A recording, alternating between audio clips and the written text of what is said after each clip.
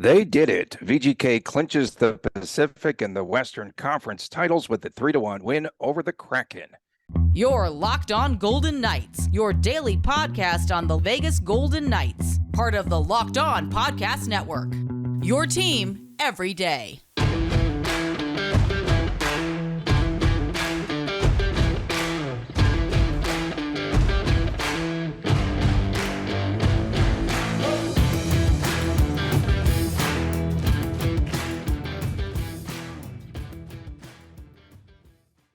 Hi again, everyone. Tony Cardasco and Chris Golick from Las Vegas. Thanks for making us your first listen each and every day. You could find us on Twitter at LockedOnVGK, at Tony Dasco, at TD Chris G. That's where you could find a lot of my predictions as well. They're doing so darn well. And you could find us at Locked On Golden Knights on YouTube. Please subscribe. You almost got the coffee spit meme 4 seconds into the show. Good job, Tony. I was working on that. So, Chris, VGK not only wraps up the season with a franchise record 111 points and 51 wins, and the Golden Knights come off of a terrific season and a great battle and a great race. I think an epic race, an epic finish down to the final game against the hottest team in the West and perhaps the hottest team in the NHL, Edmonton. And they pull out the victory last night. And I thought that this was a battle, a race for the ages. I hate to hype it up too much, but it was sensational from the first of the year, I guess, up until the finish of the regular season, or even after the All-Star break up until now. Yeah, I mean, after the All-Star break definitely is where both teams showed what they're capable of doing, starting with the Edmonton Oilers. I'll say this again. I mean, I'm very happy with the Golden Knights. Dusted off my old conference championship hat for today's show as a special little token, So very excited about things. And Edmonton, though, they're going to be extremely tough in the playoffs. We'll save that for another show. The Golden Knights were able just to simply one-up them.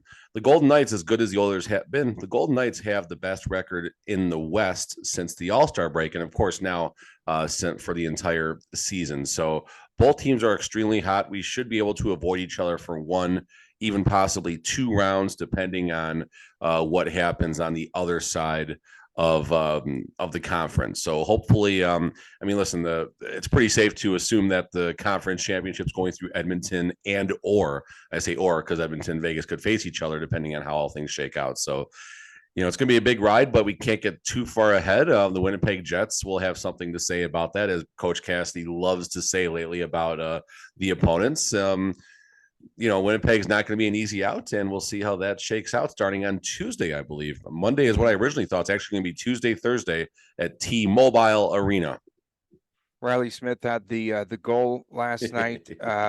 Jaden Schwartz, the response for the Kraken, but then Seattle could not score anymore. Terrific outing for Larry Brossoit last night. But I was getting flashbacks during that game. Oh, remember, I think it was in 2021. It might have been the first meeting ever between VGK and the Kraken. And wasn't there a controversial kicked-in goal? Chandler Stevenson, the game winner. Do you remember that? I do. I don't remember the meat and potatoes, so to speak, of it, but I do remember there was definitely me neither. What's Google and what's research on this show? Had a little flashback. Okay. Google and research. We just planned the show 10 minutes ago, folks, before we went online. But the Riley Smith goal was pretty funny, right? In his interview between the first and second period. And we'll talk about ESPN in our third WTF segment because they were terrible as always. But what did he say? So he said he credited the team playing the team soccer skills before the game, because they all play where they juggle the ball, the competition, last one standing. And he literally said that in the intermission interview. And I knew they were going to review it because his foot did move. And it's the terminology they use, whether this is the official terminology or not, but it's like a soccer kick, right? And they're looking for the foot to basically go in a motion where you follow through and the blade of your skate leaves the ice to determine a distinct kicking motion. You can deflect the puck, and that's certainly what he did. You saw him turn, try to disrupt the puck, and next thing you know, it's in the back of the net. Good old Grubauer. Certainly, Grubauer did not have a good game yesterday. The Golden Knights didn't attack a whole lot, but Grubauer, that goal was not very good.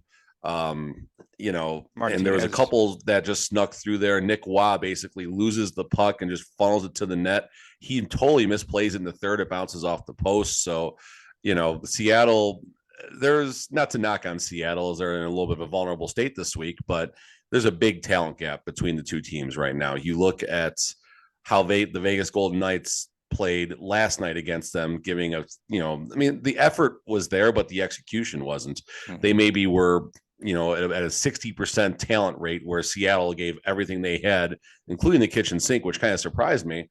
And they couldn't pull away out of this one. Credit Brossoit for just an amazing game.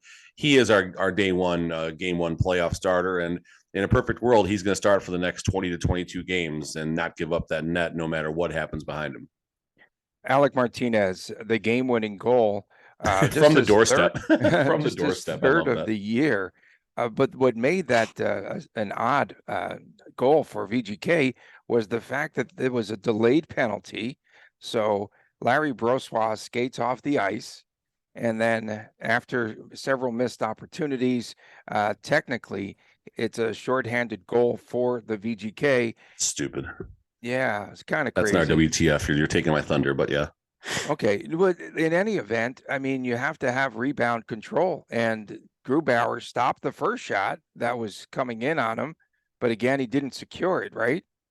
Rebound control, and you can't leave. I mean, credit Alec Martinez for doing what you're supposed to do when you are on the extra attacker mode. Alec Martinez says, screw it, I'm just going to go to the slot and see what happens. And sure enough, the puck finds him, and he actually, he didn't whiff on it, but the puck was kind of on edge. Someone disrupted it, which elevated it just enough to get over Grubauer. So, you know, like I said, Alec Martinez, the vet, only his third goal of the year, but the dude knows a thing or two about scoring big goals, as he does have an overtime Stanley Cup clinching goal with the LA Kings. And same thing, kind of, right? They came down on a 3-on-2 rush.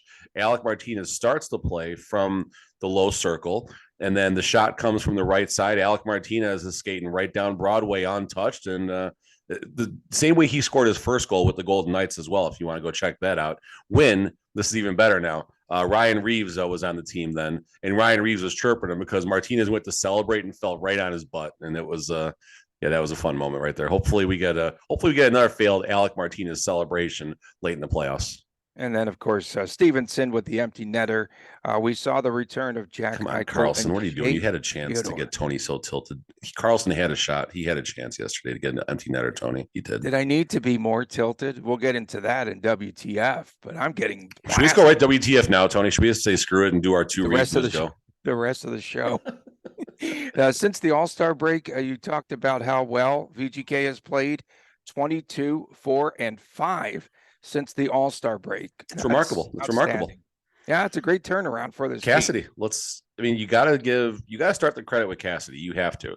And just kind of reminiscing about a tweet I put out last night, right? So you look at what this team has gone through. We've got a new coach, start there.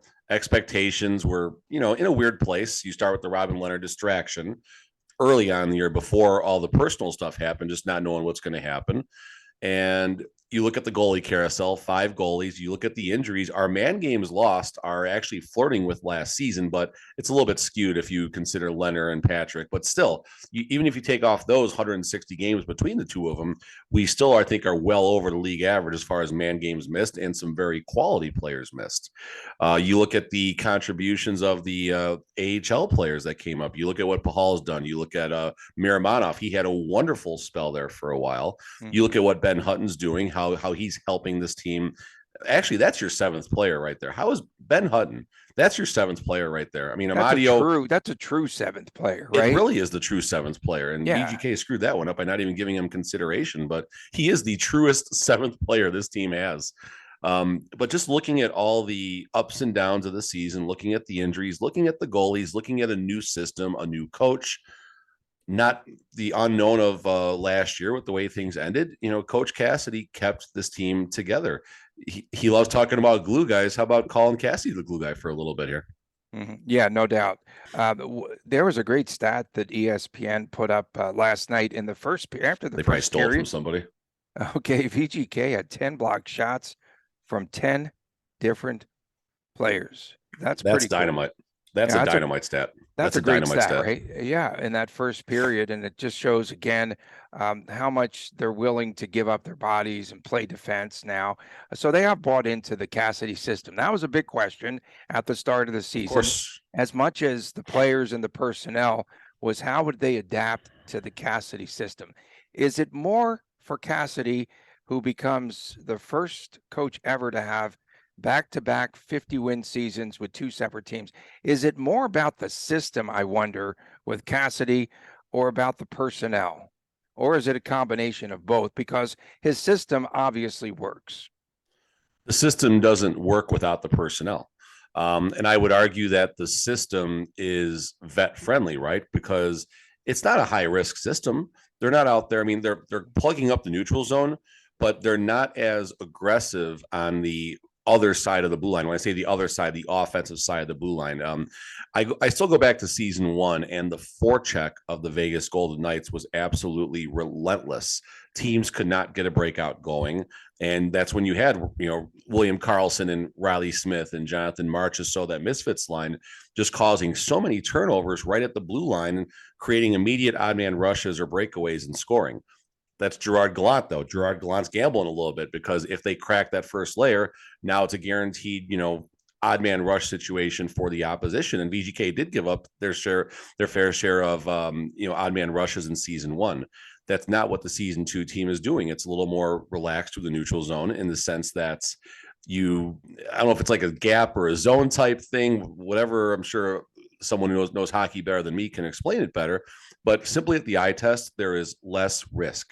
There is less of an opportunity for the other team to come down and get that odd man rush. And maybe the lower risk formula, if you will, is easier. You're not wasting as much energy. Wasting isn't the word, but you're not utilizing as much energy chasing down that forecheck. You're not chasing down like a Roman Josi or someone with Shea Theodore type speed, who is very good with the puck, and they're not going to create that turnover. So, that's a big part of it. And I think just when you have the best record in a conference, a lot of things have to come together. Luck definitely plays a factor, from the system, from the coach, from the personnel, and everything in between. And, like season 1, it's working in season 6. Sean Burke should get some MVP votes, or he should the fourth coach award, third coach award, the second coach award, right behind Cassidy, second coach award. You'd like to ask him, 1988 when you played against the Rangers, we can't talk to assistant coaches. It's all good. Coming up next, of course, Stanley Cup playoffs. They will start on Tuesday. So rigged, because most of the league starts on Monday. Just kidding. It's going to be half on Monday, half on Tuesday. You stop it. So VGK will be at T-Mobile Arena. Golden Knights against Winnipeg. This is what I have to deal with every day, folks. This is what I have to deal with. Thinking indoor flyovers. Quit it right there. None of that. Fair enough. Save that. That's what the Friday too. Okay, we'll talk about this when we return. The matchup, it comes up ahead right here on Locked On Golden Knights. There's a meme. For a championship team, it's all about making sure that every player is a perfect fit. It's the same when it comes to your vehicle. Every part needs to fit just right. So the next time that you need parts and accessories, you should head to eBay Motors. With eBay Guaranteed Fit, you can be sure that every part you need fits right the first time around. So just add your ride to My Garage and look for the green check to know that this will be part of the fit, or your money is returned. You get your money back, because it's like in sports, confidence is the name of the game when you shop on eBay Motors. And with over 122 parts to choose from, you can 122 million parts to choose from. You can be back in the game at no time at all. After all, it's easy to bring home a win when the right parts are guaranteed. Get the right parts, the right fit, and the right prices on ebaymotors.com. Let's ride. Eligible items only. Exclusions apply. Welcome back to Locked On Golden Knights. Let's ride. Oh boy, Russell Wilson. Welcome back to Locked On Golden Knights. Tony Cardasco and Chris Golick from Las Vegas. We appreciate you making us your first listen. Don't forget, coming up, of course, WTF in segment number 3. And please subscribe to the YouTube channel, Locked On Golden Knights. So, by virtue of winning the conference and the Pacific Division Championship, Golden Knights now have home ice advantage up until the Stanley Cup final. If they get that far, the Jets were the final team to qualify for the playoff spot. We got to see the Mark Scheifele-led offense. He had 42 goals this season. We will get to see Nate Schmidt once again, right? He's still there, I think. And I know that you are very concerned about the goalkeeping. Connor Hellebuck, of course, in net. And he's a streaky goalie, but he had 37 wins this season. Yeah, I mean, you're definitely going to start from the net out. And I guess, what I love to say about the playoffs is if I'm, simply handicapping a series, give me the best coach, give me the best goaltender. Brossoit has been absolutely amazing, but he's not better than Hellebuck. Maybe he will be in a short 7-game series, a short stint, I should say. But overall, definitely Hellebuck gets the nod in that category. But Cassidy certainly for what he's done. And maybe the defense of the Golden Knights will be the biggest X factor at slowing down some of that high-powered talent that the Winnipeg Jets do possess. VGK 3-0 against Winnipeg this season, one blowout, and the other two games were a little bit closer, if I recall. 5-2, 2-1, 6-5. 5-2, okay, yeah. So you had a crazy high-scoring game, and then, of course, Jack Eichel with the amazing overtime goal right as overtime was about to expire at T-Mobile Arena as well. So VGK has handled them very well in the regular season, and we also did go 4-1 against Winnipeg in our one of our many trips so far. Crazy to say that, one of our many trips to the conference finals. Winnipeg is going to have a very good home ice advantage. That is an incredible atmosphere for the playoffs. Just watch on TV that whiteout that they do and everything. Winnipeg will travel down to Vegas pretty well, and their fans are great. I do remember interacting with a lot of their fans during the conference finals in 2017. It's going to be a great atmosphere. Winnipeg is a great team. They will give VGK a battle. VGK should be able to out-finesse them and out-depth, if you will. I mean, they can out-depth any team in the playoffs, certainly the Winnipeg Jets. So, maybe line 3, if it's still going to wind up being this combination of Kessel, Stevenson, and Amadio, Barbashev. I keep forgetting Barbashev. He hasn't done much lately. Because she had that breakaway goal last night. Oh, my goodness. Yeah, and Chandler Stevenson, for that matter. And they try to kick the puck out in so many 2-on-1s as well instead of just shooting, but we already covered that part of the segment. So, bottom line, the Golden Knights are a lot deeper. The defense is a lot better than the Winnipeg Jets. That's not to say the Jets can't win. The parity in the NHL is absolutely amazing, and it would suck, but the Winnipeg Jets or any 8 seed defeating a 1 seed would not be the most unexpected thing, because that's what makes the playoffs great. And let's hope the Golden Knights aren't on the wrong side of that storyline.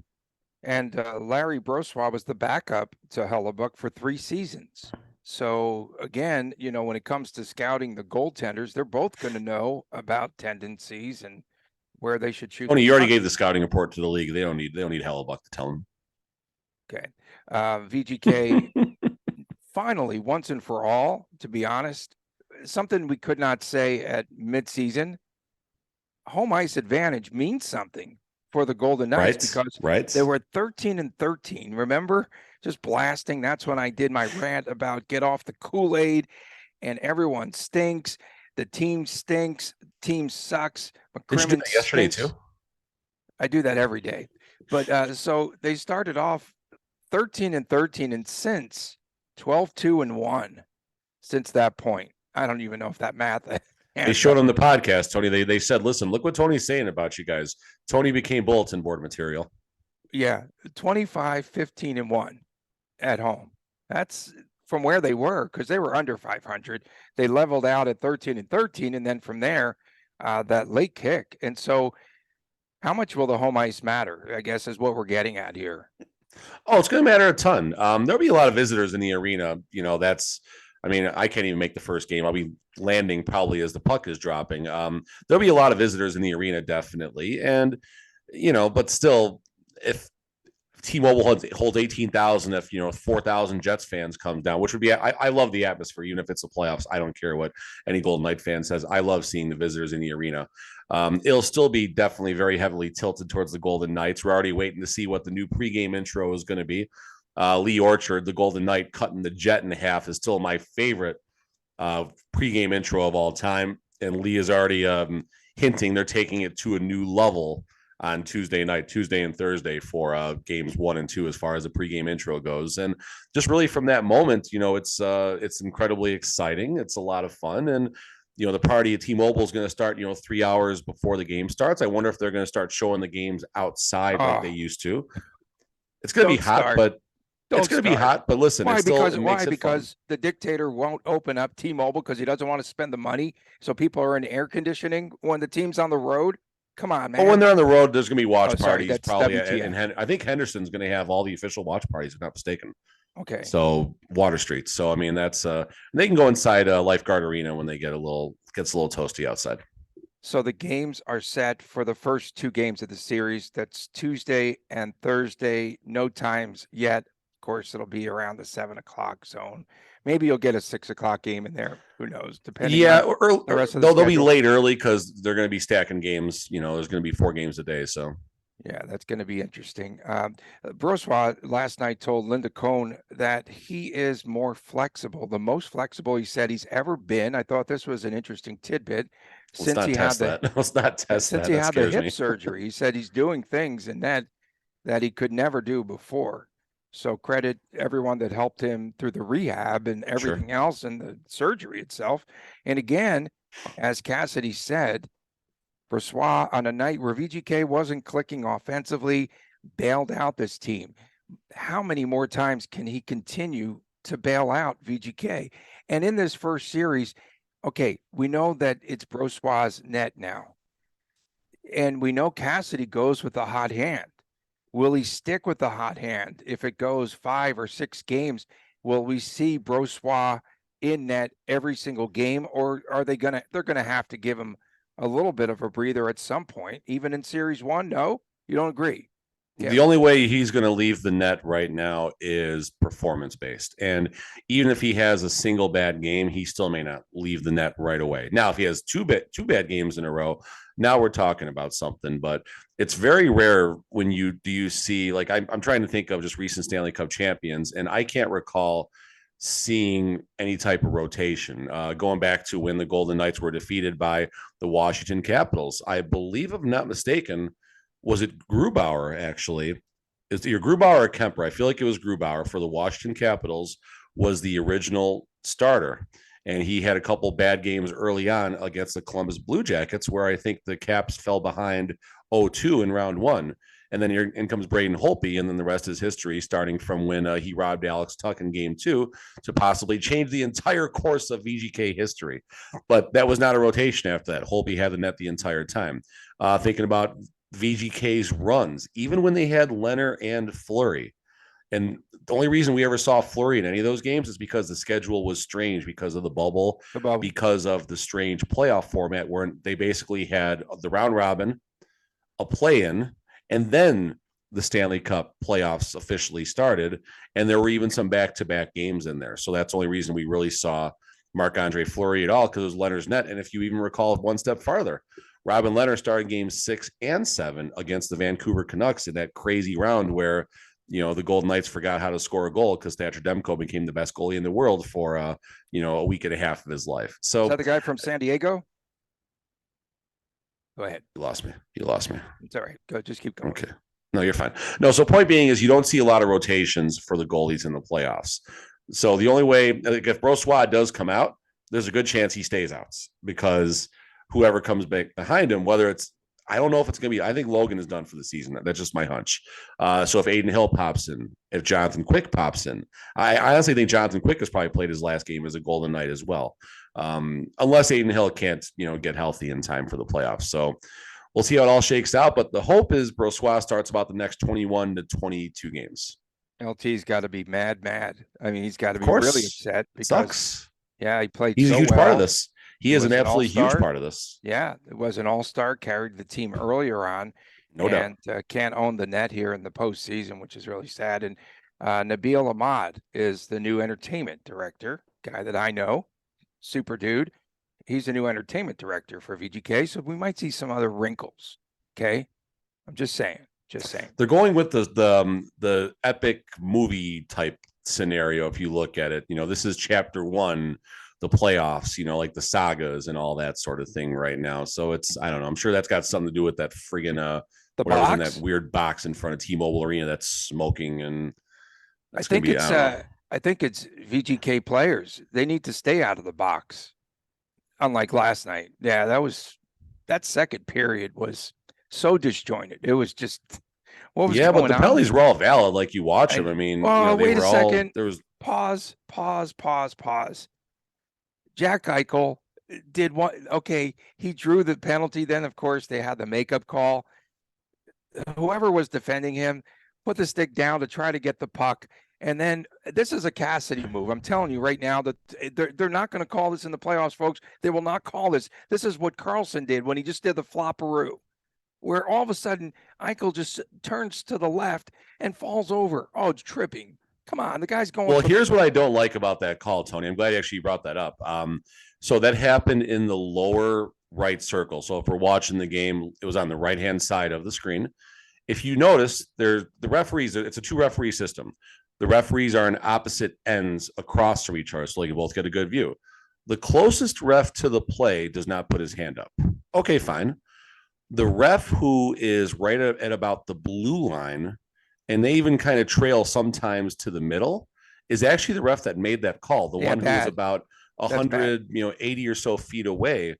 And that's the one thing I didn't like about that call. When you do watch the replay, the stick was there. It could have gone either way. It wasn't a flop or anything like that. And in the playoffs, I don't know if that's something that they call in the playoffs. I'll give you that. They will not call that. They will not. I'll give you that. Okay.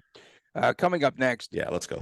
Long awaited. What the Friday? You don't want to miss it today, especially if you jumped on the bandwagon to blast me. So we're going to return with more right after this on Big wagon. That's a huge wagon. A bigger boat. Golden Knights.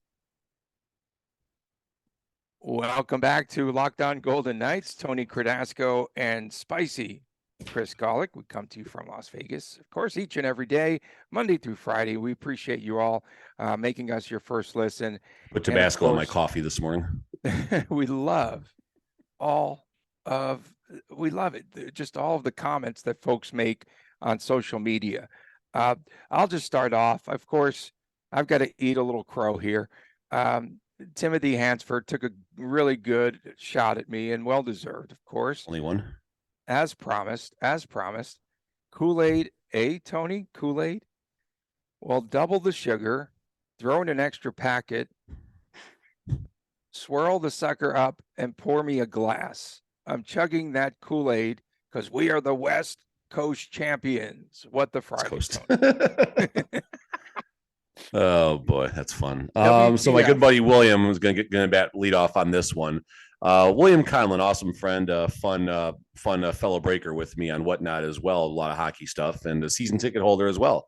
Secret Creamery, local ice cream establishments. They've been sponsoring the VGK. They even have like a step and repeat up, where you can do pictures. They give you coupons for free ice cream and stuff. Pretty cool, right? Really? You need to snag. My buddy goes down to what's that? Snag a few of those for the show. Yeah, no doubt. But here's the problem, Tony. He went to fashion show, Secret Creamery. Hey, cool. Here's my coupon. Let's go. We don't know what to do with that. There's no manager here. We can't take this. Oh no.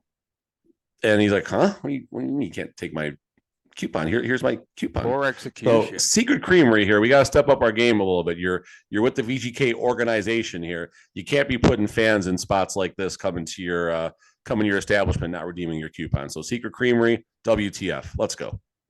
The real Mr. Hoot had a nice little shot at me too. This is going to be the theme, I believe. Will Tony and the rest of the NHL apologize for not picking the VGK to win this season? WTF. No. I didn't pick them to win. At the time that I was blasting away, this team was not good. Okay, they were still learning the system. I still had a ton of doubt about Kelly McCrimmon and the way that they ran this. Did you notice Vince Sapienza had an interview with him yesterday? Of course, now he shows up there, but this has been all Cassidy. I'm not going to, you know what? Give Cassidy his stinking flowers. WTF. Give Cassidy his flowers. ESPN, this is just an easy lightning rod and a layup to take shots here. So I'll start with the telecast. They always usually highlight a couple players to watch in the game, the hype before the puck drops, right? The second player they show to hype on the Seattle side, Matty Beniers. Okay, that's the face of that team, no doubt about that. Who do they show for the VGK side? Were you watching this yet or no? No. Phil Kessel. Like, listen, Phil Kessel is awesome. He's amazing, right? But he is not the one you highlight your telecasts around. This is not the epic battle of Phil Kessel and Matty Beniers. Again, this isn't even a shot at Phil Kessel. I'm sure Phil Kessel, if he was sitting next to me, he would shake his head like, dude, what are you doing here? This is dumb. So that's my first shot, ESPN. My second shot is who the heck is Peter Angelo? Have you ever heard of Peter Angelo? I've never heard of Peter Angelo either. So, and then third, ESPN is showing highlights early on SportsCenter after Peter Angelo. Yeah, Google it. They're showing highlights of new Italian guy we got on the team. They're showing highlights of the Oilers and Sharks game because obviously that was an important game, right? That was the second highlight they showed after some stupid basketball game. And Matthias Janmark had a big goal that game. So ESPN, like, this is the time of year you have to at least pretend to care about hockey. Google some names, YouTube them, just spend more effort and research into your multi-million dollar production than me and Tony spend on our $200 production. WTF. Who should be wearing actually playoff beards outside of the players? The media guys. Not me. I'm done with it. I'm done. Media people. Did you put the Z next to our name on Locked On yet, Tony? Did you put the Z next to it? I've got to put that up there. Holy smokes! I don't mind that. People, listen. The fans want to do their thing. I don't mind. The fans can do it. That's cool. The broadcasters of the home team, that is good. The front office, that is good. Me, I always wear the scruff, so I'm not trying to grow it out. And if I do, it's for my Rangers, okay? But the media people should not. You look at Media Row, go look at Media Row, and they all have this. That's enough. WTF. I'm just sick of that. Stephen Marsh might have something to say about that. That dude's clean shaven every time I see him. Shout out to Stephen Marsh, who actually does comment a lot about our show and stuff like that. He's awesome. Yeah, he made some comments about Tony and Carlson. We have a lot of fun PMs going up and back. I can't show them. No, I probably could show them. So we hit this in the first segment. Why is it a shorthanded goal when there are 5 players on the ice?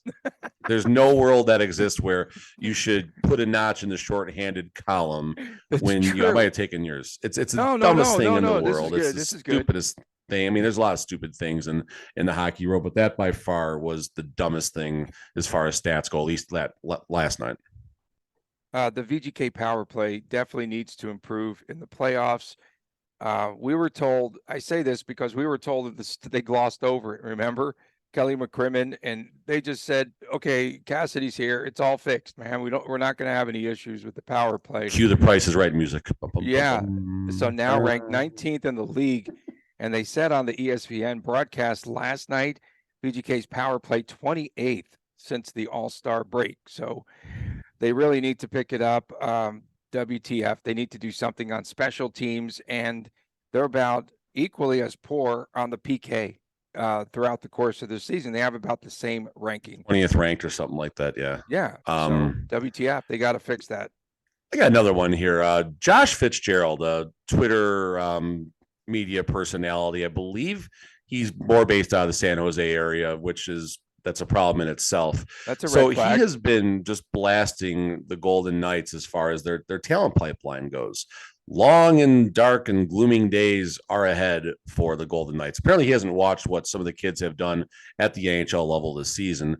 And apparently he forgot that a talent pipeline isn't necessarily needed, considering what the Vegas Golden Knights accomplished in season 1 and what the Seattle Kraken are accomplishing in season 2. So Josh Fitzgerald, you claiming that, a team is going to go through a rebuild at some point is like turning on the Titanic and predicting the boat's going to sink. Dumbest take on the absolute in the planet to say something like that. And the second thing this clown put out there, I say it's because he's blasted VGK, so I'm using my platform now to get back. He put out a tweet about the Edmonton Oilers saying, if you take away Connor McDavid from this team, it is amazing how bad this team actually is. That's like saying you take Michael Jordan away from the Bulls and you see what they can do. Now, the Bulls actually were pretty decent without Jordan for a small run there, and they got absolutely hosed by the refs in the playoffs because the Knicks, obviously, it was rigged for the Knicks to go make a run that year, Tony. But so just this guy, he's an absolute clown. If you want to follow him and see his terrible takes, you go right ahead. But Josh Fitzgerald, WTF, you're a clown, you're a goofball, and keep blasting the VGK from up there in Northern California. Let me know how your team's doing, this year. Suck for Bedard, bro. Good job. Yeah, talent pipeline. And that's little Chris making a cameo there. And WTF, tell him means what? WTF, Chris and Tony for their terrible predictions yesterday. Yes. Every day. Every day. Yeah, Chris has something. Go ahead, Chris. Say whatever you want to say. Standings report. Yeah, VGK is the leader in the West. That's all we can do. We don't got time, buddy. We only got 2 minutes left. You want to say anything else really fast? No shout outs. Let's go Kraken. Let's go Kraken. Get out of my office. Get out of my office. WTF is up with the fans of other teams complaining on VGK's Twitter and then reporting you for telling them to F off. That's from at Arizona Hockey Cards. It's got to be one of your bros. Yeah, I'm sure I know who that is. I don't know their alias, but it's pretty cool to see we had some big cards last night. Ooh, here we go. Like what? Yeah, let's check this out, guys. We had some real big cards last night. Yeah, I gotta show these off right now. So first we hit, this is $1,000 card right here, if you can see it. Tim Stützle, Future Watch Auto. Strange thing about this card is it has an inscription on the bottom, but based on the numbering, that's not supposed to be there. So that's kind of cool right there. But here's the gem we hit last night. Kirill Kaprizov, Future Watch Auto. Amazing. This is probably a $2,000 card right here. So we had what does auto mean? What is autograph? Oh, on-card autograph. Sorry, man. That's no, you're good, dude. You're good. WTF? Tony doesn't know what an auto is. You should have just said autograph. Yeah. Who won the Edmonton game last night? Edmonton won. Yeah, it might have been 5-2 actually. It was it 5-2 because Chris said 5-2 last night. I think it was. We got 40 seconds to look because Chris did call that. So Chris gets a little bit of redemption against the Sharks, who are terrible, which Josh Fitzgerald still has me going about that. Let's see, Chris. Were you right? Were you right? Bam, he did. He said whoever the Oilers play they're gonna lose 5-2. That was his quote. So the Gaulics actually were pretty good yesterday. Tony, on the other hand. Well, I'm thinking about I'll just spend the weekend. Vegas to lose 5-2. Yeah, you get out of here. You're done. All right, we got a minute, Tony. Let's go before we got to lose our whole recording here. Yeah, I have to figure a way to pick Winnipeg in the series, right? Because absolutely they came at me. You have to be serious about it, though. You have to be serious. You can't just came at me hard. Mail it in. They came at me hard. Oh, WTF for Jack Eichel. He was going to score the hat trick. Hurry, Tony. We thank everyone for tuning in. We appreciate you for making us the first listen. Next week, of course, all playoff hockey all the time right here for my man Chris Golick, Tony Kradaska from Las Vegas. See you Monday right here on Locked On Golden Knights.